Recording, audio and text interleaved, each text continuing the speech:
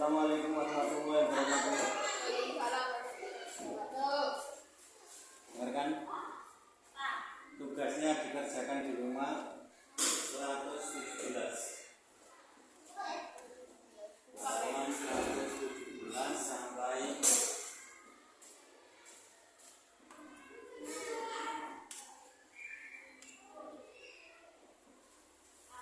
sampai 119.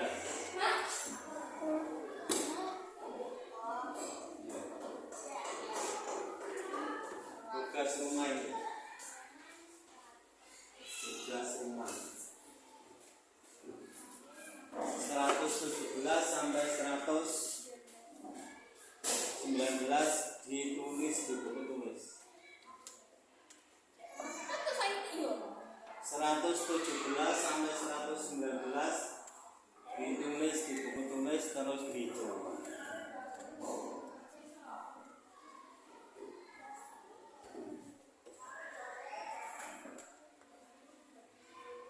Sekarang indahnya ketetapan Allah dibuka bab 7.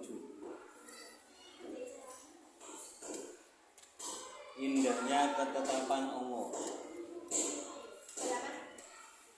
bab 7 halaman 123.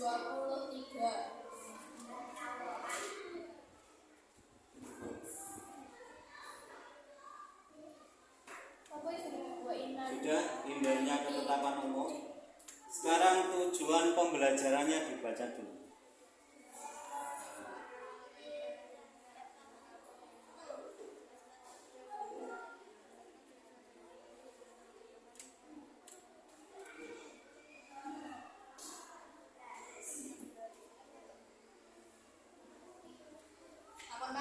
Sudah, sekarang tujuan pembelajaran yang pertama menjelaskan arti iman kepada pondok dan nyari pondok itu apa?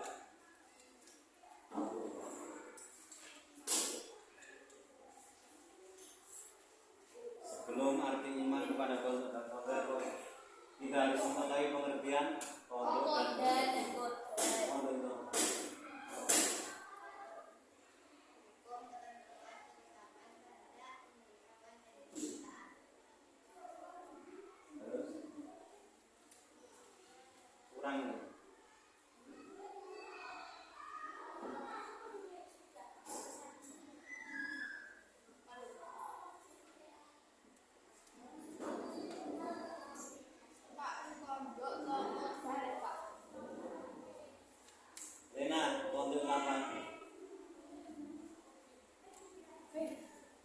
Menurut istilahnya apa? Menurut bahasa.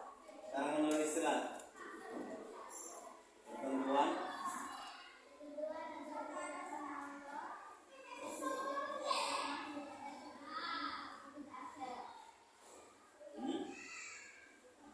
ketentuan terhadap manusia sejak zaman azali. Zaman azali itu apa? Ines. Aku ngerti. Apa Nes? Zaman azali. Ya bersama. Zaman sebelum diciptakannya manusia Allah SWT. Terus sekarang Qadar itu apa? Tadi Perwujudan dari qadar atau menetapkan Allah perwujudan dari Qadar kepada Allah Subhanahu wa taala yang terjadi sesuai dengan istilah lain dari Qadar itu apa? Oke, sudah tahu berarti ya? Nah, sekarang saya jelaskan. Sekarang ketentuan Allah sejak zaman azali. Zaman azali itu kalau di situ kan cuma dijelaskan sebelum adanya manusia. Zaman azali itu belum ada apa-apa kecuali Allah Subhanahu wa taala. Kemudian ketika itu Allah menciptakan yang namanya Nur Muhammad. Benar kan? Jadi penciptaan pertama itu Nur Muhammad, cahaya Nabi Muhammad. Dari Nur Muhammad itu baru tercipta alam semesta. Kemudian tercipta malaikat Jibril dan seterusnya. Kemudian tercipta iblis, kemudian tercipta Nabi Adam dan seterusnya. Itu ciptaan pertama Nur Muhammad. Nah, kemudian ada qadar. Benar kan? Qadar atau takdir itu ada dua. Qadar atau takdir itu ada dua. Ya kan?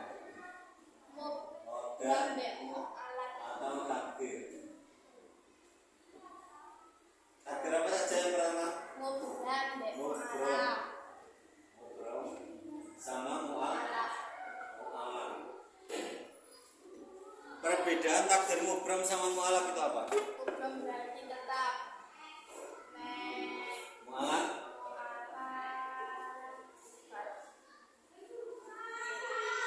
Mu'alaf berasal dari kata mu'alafun yang berarti tergantung. mubrom itu ketetapan Allah yang tidak bisa dirubah. Contohnya apa? Contohnya takdir mubrom itu apa? Takdir Allah Subhanahu wa ta'ala yang Lena, mubrom itu apa contohnya?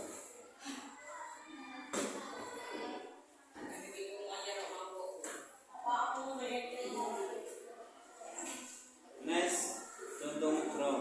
takdir Allah Subhanahu wa ta'ala yang pasti akan terjadi dan tidak bisa dirubah dengan usaha manusia antara lain kematian atau ajal. Kematian atau? Ajal. Benar kan?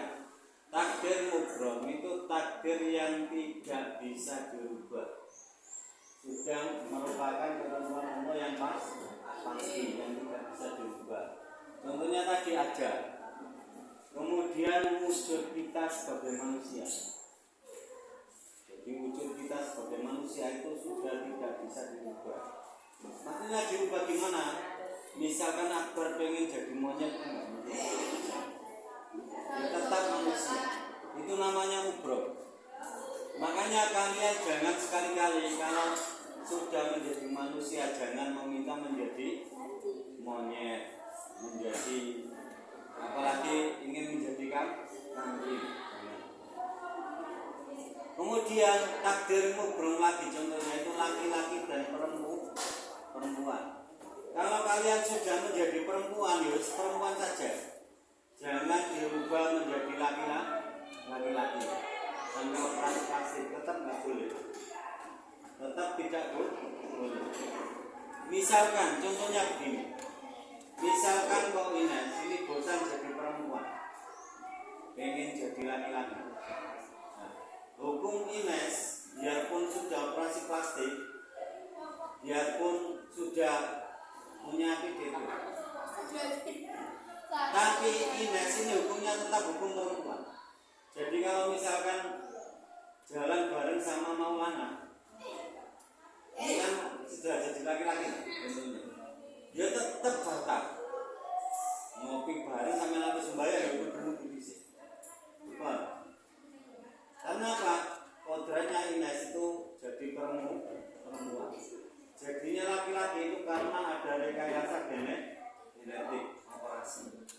Nah itu tidak merubah kodrat Ines jadi perempuan. Tetap sholatnya ya hukumnya hukum perempuan. Auratnya ya tetap aurat perempuan.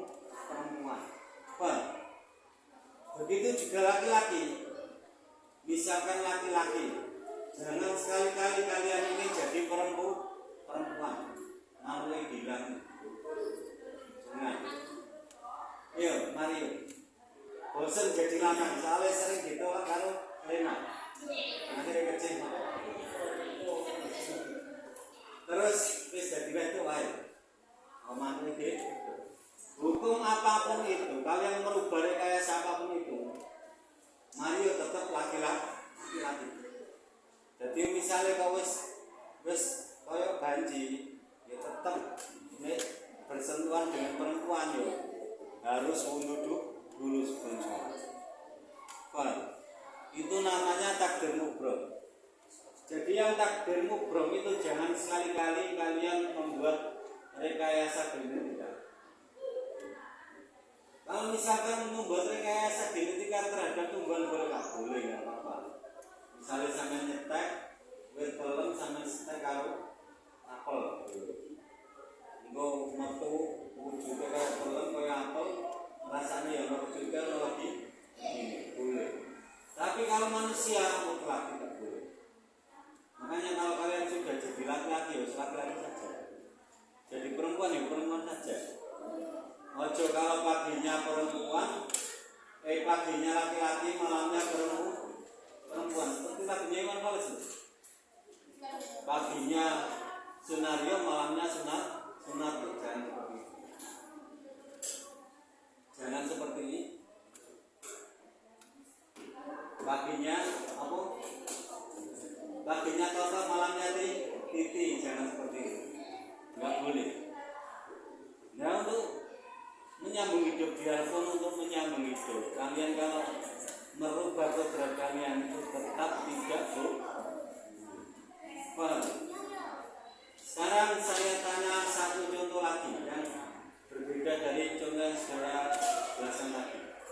Seri, contoh takdir mubrom apa lagi?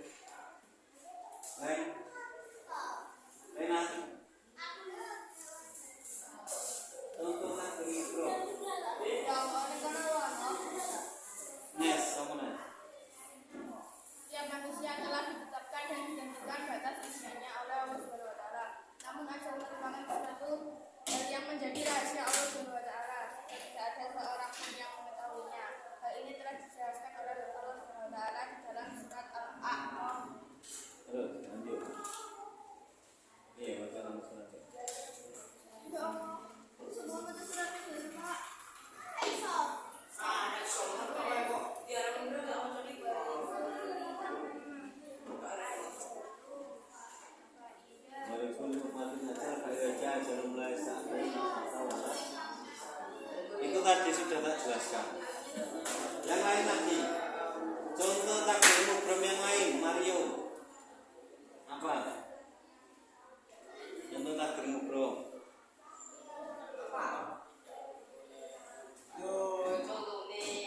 Contohnya, Maulana.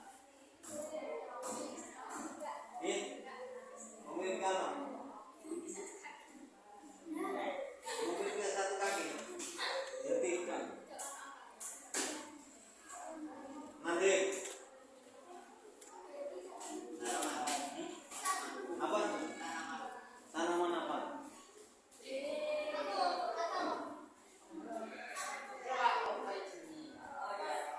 Ya jelas saja tanaman yang banyak. Misalkan takdir mubrom itu pohon apa? Pohon misalnya pohon jambu. Terus buahnya seperti itu sudah mubrom. Nah, kalau dirubah ya boleh nanti. Berarti perubahan itu perubahan genetik. Tapi nama pohon jambu tidak akan berubah. Misalnya sama berubah kok beda kok kalau pistak sama apel kan terus berubah menjadi apel kan tidak. Tetap pohon jambu. Contoh lain lagi apa? Takdir mubrom apa? Contohnya nih.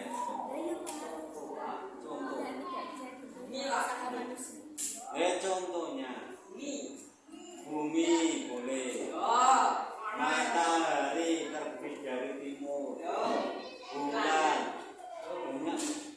bintang, terus tanah yang kita pijak, itu semuanya takdirmu. Bayi yang lahir apa?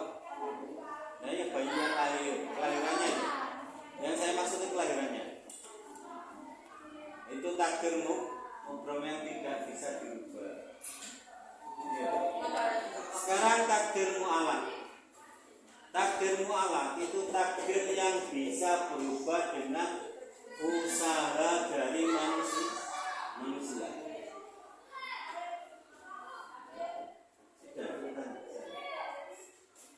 Ayo ngomong aja. Tadi ngomong. Tempat duduknya kembali ke tempat duduknya. Balik Pak. Kalau nggak mau kembali tak panggilkan Bu Sani. Panggilkan Bu Sani bahkan. Biar kembali ke tempat duduknya. Iya. Iya, panggilkan nggak apa-apa.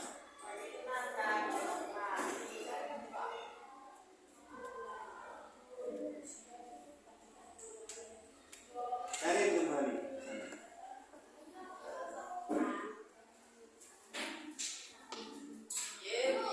Ya kan? Contoh takdir mu'alaq itu begini, sesuatu yang digantungkan dengan usaha kita. Contohnya menjadi pandai. Jadi kita menjadi pandai atau bodoh itu tergantung usaha kita. Kalau kita rajin belajar otomatis akan pandai. Rajin menabung akan kaya. Makanya ada istilah rajin pangkal pandai, malas pangkal bodoh. Rajin menabung pangkal kaya atau hemat pangkal kaya. Itu jelas, itu tergantung usaha kita. Terus kita lagi tergantung usaha kita itu apa? Apalagi kita panen blimbing misalkan, berpanen. Kira-kira misalnya kok gak tandur blimbing, bisa panen blimbing apa tidak? Bisa panennya kalau nyolong blimbingnya Pak. Itu makanya kalau tidak tanam blimbing otomatis gak bisa panen blimbing. Ini tergantung usaha kita. Sekarang saya minta contoh dari kalian. Takdir mu'alaq itu apa? Sering.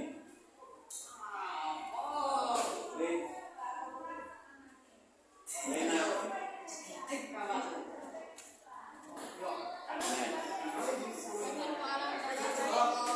Contohnya Nes, gak usah dijelaskan.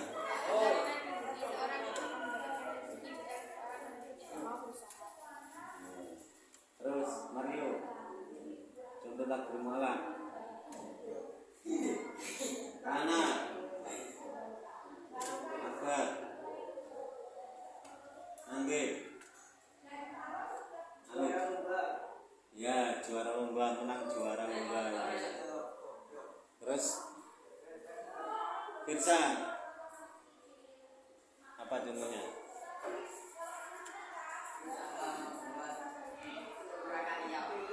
Lomba apa? Karya apa?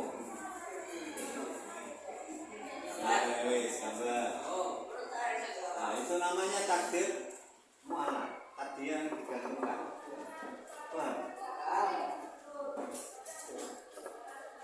Kemudian saya ulang lagi tentang kondo tadi. Ada yang ketinggalan tadi. Jadi kondo itu ketetapan Allah sejak zaman azal yang belum ada siapa-siapa kecuali Allah Subhanahu wa ta'ala. Ketetapan itu ditetapkan di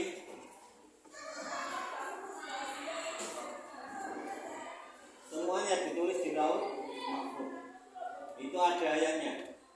Surat Al-Hadid ayat 22. Ma asaba min musibatin fil ardi wala fi anfusikum illa fi kitabim min qabli an nabra'aha. Inna dzalika 'alallahi yasir. Setiap bencana yang menimpa di bumi dan yang menimpa dirimu sendiri, semuanya telah tertulis dalam kitab Lauh Mahfuz. Sebelum kami mewujudkannya, sungguh yang demikian itu mudah bagi Allah. Jadi segala sesuatu sebelum diwujudkan oleh Allah itu sudah tercatat semuanya. Jadi kita melakukan apapun sekarang ini sampai besok, itu semua sudah ada catatannya. Tinggal kita mau merubah apa tidak. Misalkan sudah terlanjur catatannya jelas. Contohnya misalkan apa? Alif ini catatannya Lauh Mahfuz. Mau buku catatan ini alif matine digoro karo wong lanang. Contoh misalnya, ya. Takdir seperti itu apa bisa berubah Pak? Bisa. Kalian harus berusaha merubahnya. Caranya gimana yo? Jaga hubungan baik dengan wong lanang sampai tua. Akhirnya kan nggak akan ada kejadian seperti ini. Jadi takdir itu apa ketentuan Allah itu biarpun sudah ditentukan sejak zaman azal, tapi ketentuan itu terhadap realitanya itu bisa berubah dengan usaha manusia. Ini saya kasih contoh dulu. Mungkin sudah pernah ceritakan. Saya ceritakan lagi karena belajarnya berhubungan. Dulu itu ada seorang kiai punya pondok pesantren, muridnya ribuan orang. Kiainya itu alim. Terus saking alimnya itu setiap munajat itu bisa melihat arasnya Allah, bisa melihat catatan amal manusia. Di rumah bisa melihat. Akhirnya apa? Saking alimnya kiai ini, itu muridnya itu semuanya memuji gurunya. Kayak itu alim menanam, alim api lomah. Akhirnya apa? Kiai ini itu mempunyai inisiatif, mempunyai ide untuk mengajarkan ilmu yang dia pahami kepada murid dia. Akhirnya dari 1000 orang tersebut, kiai itu memilih 9 santri 9 ini diajarkan ilmu yang ketika dia munajat bisa melihat arasnya Allah, bisa melihat Lauhul Mahfuz, bisa melihat catatan amal seseorang. Pokoknya istilah iso weruh nasibe wong iki mlebu swarga apa mlebu neraka. Akhirnya gimana? 9 murid ini setelah diajarkan semuanya bisa menerapkan ilmu itu. Ke-9 murid tersebut itu akhirnya apa? Kepo. Kalau wong saiki kepo, kepengen ero takdire guru. Guruku Pak Yai ku sing alim kaya ngene takdire piye. Akhirnya berusaha munajat terus delok catatan gurune di Lauhul Mahfuz. Ternyata di catatan itu sang guru itu matinya suul khotimah.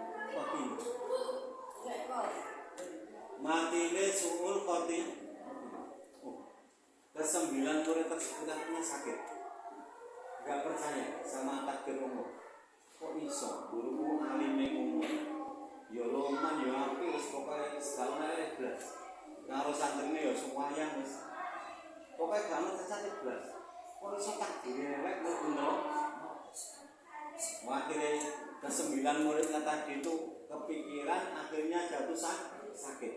Satu persatu meninggal, tinggal satu yang hidup. Nah, tinggal satu yang hidup itu gurunya itu lama-lama yang mendengar. Kenapa ya murid saya yang saya ajari ilmu seperti ini kok semuanya meninggal, cuma satu. Akhirnya gurunya sambar mau berkunjung ke rumah atau ke apa itu gugurnya santri tadi yang tinggal satu tadi yang sakit-sakit tadi. Nah, santri yang tinggal satu itu tadi yang sakit-sakitan itu diparani karo Pak Yai tadi, ditanya, "Lek, sebenarnya ada apa? Kok teman-teman kamu kok sudah meninggal dunia semua? Ada apa?" Ditanya seperti ini. Akhirnya apa?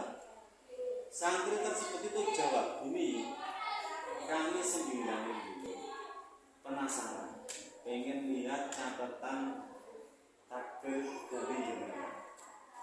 Nah, setelah kami melihat catatan di Lauhul Mahfuz, itu kami melihat jenengan itu masuk neraka. Karena artinya suul khotimah. Dari situ semua teman saya meninggal kepikiran, kok bisa orang sebaik itu kok matinya suul khotimah. Akhirnya jawabannya kiai itu santai. Gini deh, kamu percaya nggak kalau Allah itu Maha Kuasa. Percaya. Kalau misalkan Allah merubah takdir saya hari ini juga saya menjadi Husnul Khotimah, kira-kira kamu percaya nggak? Percaya. Nah sekarang nyoba lihat lagi. Akhirnya santri tadi munajat, kemudian melihat catatan amal dari gurunya. Ternyata catatannya berubah. Yang asalnya Su'ul Khotimah menjadi Husnul Khotimah. Itu tadi. Catatan yang sedemikian rupa masih bisa dirubah oleh Allah. Asal orang itu mau berusaha. Dia tadi kan terus berusaha. Dia biarpun sudah tahu, kalian tadi sudah tahu, kalau takdirnya itu matinya Su'ul Khotimah sudah tahu. Karena dia bisa melihat, sudah tahu catatannya Su'ul Khotimah sudah tahu. Tapi Pak Yai tadi mempunyai keyakinan penuh bahwa Allah itu Maha Kuasa. Sewaktu-waktu kalau Allah menghendaki bisa merubah takdir saya yang asalnya Su'ul Khotimah menjadi Husnul Khotimah. Dari sini apa yang dapat dipelajari? Jadi kalian itu jangan pernah berhenti untuk berusaha. Contohnya misalkan begini. Yang orang pandai matematika siapa? Ali. Siapa? Ines. Misalkan Ines ini orang pandai matematika. Terus yang paling pandai di sini siapa? Ali. Wabar. Begini. Jadi begini. Misalkan yang paling pandai di kelas ini matematika itu Akbar. Yang paling bodoh matematika Ines. Ines itu nggak boleh putus asa. Dia harus mempunyai cara bagaimana caranya saya bisa menyaingi Akbar dalam matematika. Caranya gimana? Ini nyoba dekati Akbar. Akbar ini belajar matematika piye caranya? Sampeyan paling nang omahe. Oh ternyata Akbar itu kalau belajar matematika itu setelah sholat maghrib itu belajar matematika terus.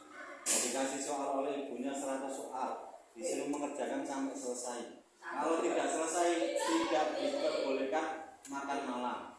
Oh seperti itu. Nah itu ditiru seperti itu. Akhirnya nanti kalian akan pandai matematika seperti apa? Usahanya itu seperti itu. Jangan ternyerah, guys. Kurang dua sarapan ngebarno soal 100. Gak bener matematika ya. Jangan seperti itu. Itu nanti akhirnya takdir kalian ya cuma di situ. Makanya kalau misalkan Alif tanya, cita-citanya apa? Polisi Pak. Akbar apa cita-cita? Jadi polisi. Nah, seperti ini. Jadi misalkan Akbar cita-citanya jadi polisi. Nah, polisi sekarang ini kan sulit. Biasanya kalau nggak punya apa itu bolos yang jadi polisi ya sama. Tapi jangan khawatir dari itu. Karena apa? Negara itu mengadakan kontes polisi itu ada ujiannya. Ada ujiannya. Misalkan Akbar ini ikut ujian pertama kok gagal. Itu kamu harus belajar dari ujian pertama. Oh ternyata saya gagalnya itu di soal ini. Itu dipelajari lagi. Kalau kalian bersungguh-sungguh belajar, insya Allah tes keduanya, misalkan tahun depan lagi, kalian akan bisa masuk. Karena apa? Soalnya itu tidak mungkin beda. Tujuan soalnya sama, mungkin soalnya beda, tapi tujuannya sama. Karena apa? Memang perputaran tugas polisi di situ. Enggak mungkin polisi ditanya bebek di rumah Pak Mamat berapa kan enggak mungkin. Urusannya apa polisi kartu? Ya jelas yang ditanya kan mungkin pertanyaannya misalkan bebek Pak Mamat 10 dicuri orang 5 atau berapa? Ya itu hubungan dengan pekerjaannya polisi. Orang terus ditanya bebek Pak Mamat ada berapa banyak? Tidak. jelas ada konteks seperti ini, itu dipelajari. Karena apa? Biarpun kemungkinan kalian itu cuma 50% kalah dengan yang punya teman jenderal, tetap kalian harus berusaha, jangan khawatir. Karena ketika nilai kalian tertinggi, nggak mungkin bisa dihilangkan seperti itu ya. Jadi harus ada usaha maksimal untuk mewujudkan cita-cita. Paham? Itu hubungannya dengan takdir mu'al.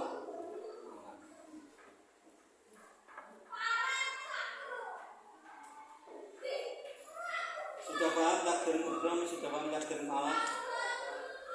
Kalau sudah paham sekarang, ya sudah tahu. Saya kasih waktu 15 menit.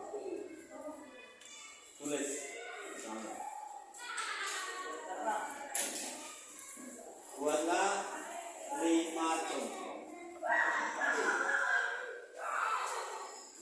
takdir mubrom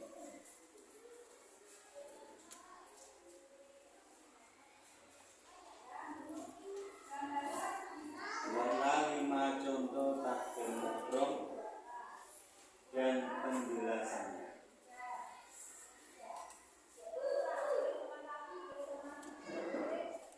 Buatlah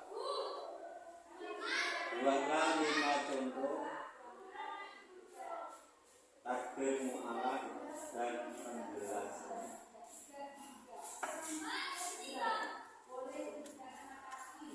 Yang di belakang isinya tempat isinya saya.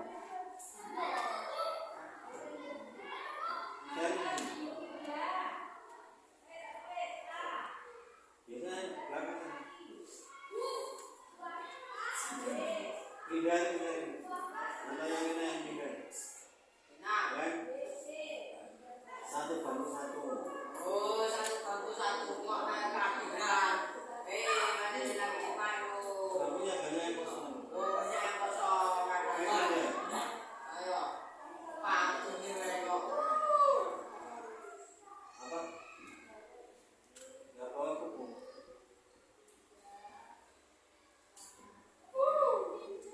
Ayo anak sekolah. Jangan lupa apa bukunya. Beda gabung Pak, kuwi Pak. Ora buku beda gabung Pak. Jarang.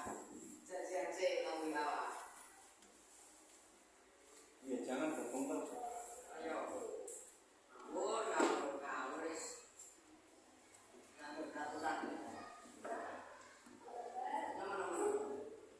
Biasanya sama misalnya enggak boleh. Sudah, silakan dikerjakan, waktunya 15.